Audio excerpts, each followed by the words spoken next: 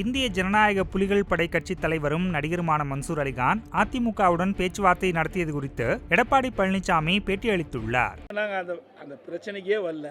நீங்களாக கற்பனை கண்டு பாரதிய ஜனதா கூட்டணி இல்லை, பாரதிய ஜனதா பாமக பேசிகிட்டு இருக்குது, இப்படியெல்லாம் நீங்களாக கற்பனை பண்ணி ஏசியமாக ஊடகத்திலையும் பத்திரிகையிலும் போடுவதற்கு நாங்கள் பொறுப்பல்ல.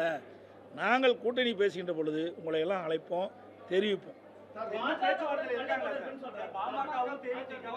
அதுதான் நான் தான் சொல்லேன், தேமுதிகவோடு நாங்கள் பேச்சுவார்த்தையில் தொடர்ந்து இருந்து கொண்டிருக்கிறோம். அதில் எந்த மாற்றம் கிடையாது. பாமகவோடு நாங்கள் பேச்சுவார்த்தை நடத்துகின்ற சூழ்நிலை ஏற்படுகின்ற பொழுது உங்களை அழைத்து நிச்சயமாக அதை தெரிவிப்போம்.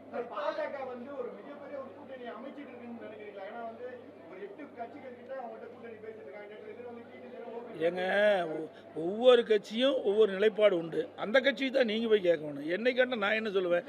எங்கள் கட்சியை பற்றி கேளுங்க, நான் பதில் சொல்கிறேன். அடுத்த கட்சியை பற்றி நான் பேசுவதற்கு சரியல்ல. நிச்சயமாக அதிமுகவை எந்த பாதிப்பு ஏற்படாது. அவர் எங்களுக்கு ஆதரவு கொடுக்குறேன்னு சொல்லியிருக்காரு. அனைத்து இந்திய அண்ணா திராவிட முன்னேற்ற கழகத்திற்கு ஆதரவு கொடுக்குன்னு சொல்லியிருக்காரு.